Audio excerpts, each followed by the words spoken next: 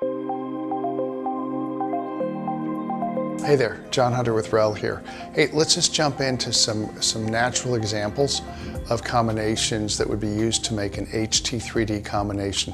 For those of you who are not familiar with the nomenclature, HT refers to our HT series, and 3D refers to a technique we've been using for, 20 plus years. We developed it back in the late 90s, sort of with some help from Dolby. And the purpose of this is really very simple. What we're trying to do is return a home theater back to the professional levels that Dolby advocates for. What they really want out of a home theater is to have full range going to every channel. So I want to say that again, your left rear surround should be able to do dead flat 20 hertz at an average level of 105 dBA. That is extremely loud and extremely low. So we said, okay, 20 hertz, you start getting into multi-$1,000 subwoofers to pull that off. What if we get close? What if we could add on? And we did a bunch of experiments. We came up with something called 3D because it was a minimum of 3 RELs needed to do it, hence the 3. And the effect, when you get it right, is to actually immerse you in the sound field that you're seeing visually on screen. It's utterly addictive. So let's just talk about some really like everyday normal things, speakers that you see out there in real stores every day, and explain how that would work. So let's say that you've got a 5, I'm just gonna deal with 5.1. You can just expand these out if you're doing 7.2, right on up to 11 plus atmos. So let's talk about this. Bowers & Wilkins, of course, is a very well-known brand, so I'll use them as an example. They have a speaker called the 702. The model 702 sells over right on 5,000, might be 5,500 these days. It's a very nice sounding, very well produced 2-channel stereo pair. Floor standing speaker about that tall. And using that as your main speakers in your system, and they're matching 700 series center channel, the most natural way to do that would be if you're starting off with this as being just a theater, it would be natural enough for you to pair that with, for example, our HT1205 Mark II. Great piece, isn't going to break the bank. I'd personally advocate for a stereo pair of them because no room is symmetrical acoustically. It's really important to understand that. I've measured rooms that were as far off as 11, 12 dB, louder on the right than the left or vice versa. And crossover points having to be wildly different. So the purpose is not to overwhelm you with more and more bass by having a pair of them. It's to get your room working the way the room should. You may wind up with the left channel set up 7, 8 dB louder than the right. It may be crossed over 6, 8, 10 hertz lower than the one on the right is. So these are the kinds of things that by having stereo pairs right off the bat, you can smooth things out. So now you've got your 702s, you've got one or a pair of HT1205 Mark IIs. System is sounding really good, all right?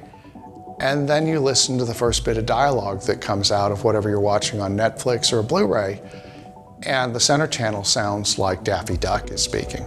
Everything sounds really quacky, and you're like, oh my God, what just happened? What is going on here?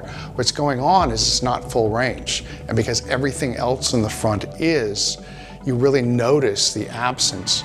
And this is where you turn to our traditional products, the traditional RELs that use a speak-on connection and high-level connection, meaning they actually hook up to the outputs, the speaker outputs of your main power amplifier or your receiver. We're not drawing any power from it, we're deriving the signal. We're preconditioning our powered subwoofer to sound exactly like the rest of your system does. You have separate gain, meaning volume control, you have separate crossover for that, you dial that in, and all of a sudden, the entire front stage comes alive. We just got through doing this, just a week ago down in Southern California. A really, really good high-end dealer down there had a beautiful series of theaters, 3 theaters in a row. We were working the smallest, the biggest one is massive. And we went in and built what's affectionately called a 6-pack, 3 stacked HT1510s, the biggest one that we make in the HT range currently. And we built that up, sounded incredible.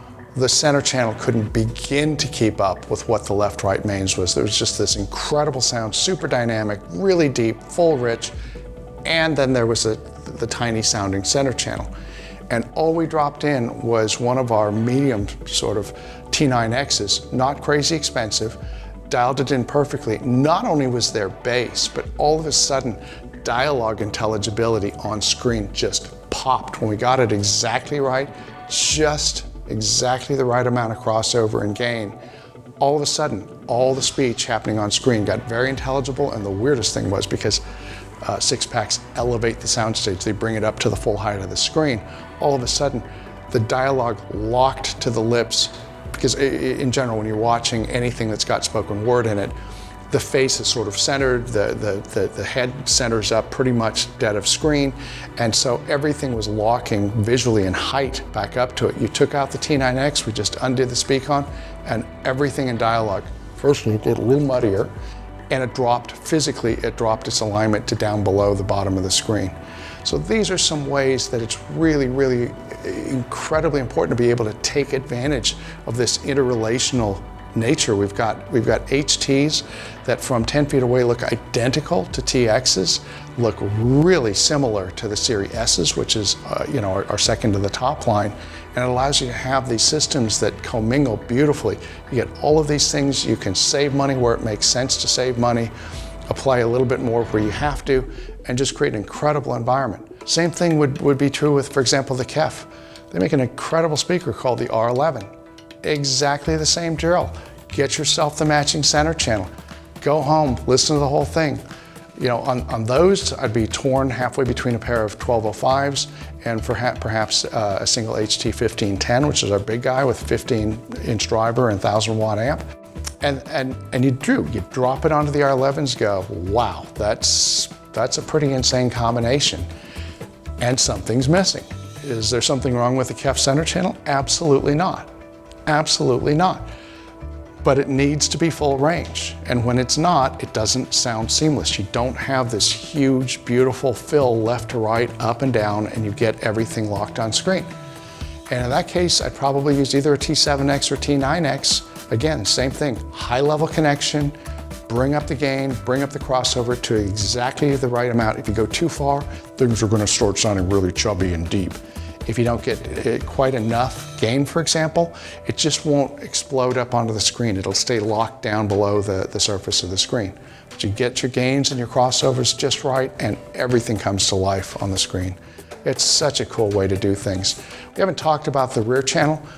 You can be either HT or TX back there, right? And the reason I say either or, if you have speakers that are somewhat more bandwidth limited in the back, surrounds often are smaller, for example, probably guide you towards having one of our traditional high-level enabled RELs, because it allows you to connect up to the rear channel amplifiers and then compensate for that lack of bass extension by bringing the crossover up higher and perhaps the gain a little bit lower, because the speakers are small, they're probably going to be not quite so efficient.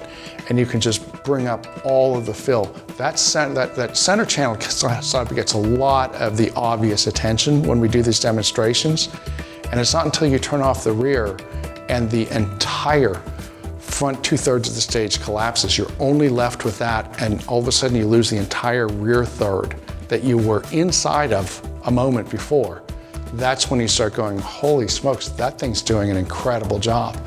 And so that's the idea. And we designed these systems visually to be interrelated. When you place a TX side by side with one of our new HTs, literally from 15 feet away, in anything other than bright light, I can't tell the difference. They're so similar. Their proportions are similar. The treatments are similar. You've got a high gloss finish across the entire top on both of them, and the same sort of gunmetal gray feet that are very subtle, small logos that don't jump out at you. So in any kind of normal lighting, you'd be going, I can't even tell which is which. And so that was part of the intent of these new HTs, is that you could have your cake and eat it too, and not have to be explaining to people, well, I know that looks completely different than that, but really they're from the same company. So that gives you some idea of how to bring these things together and really get the utmost out of the way that the HTs and the TXs now really relate to each other.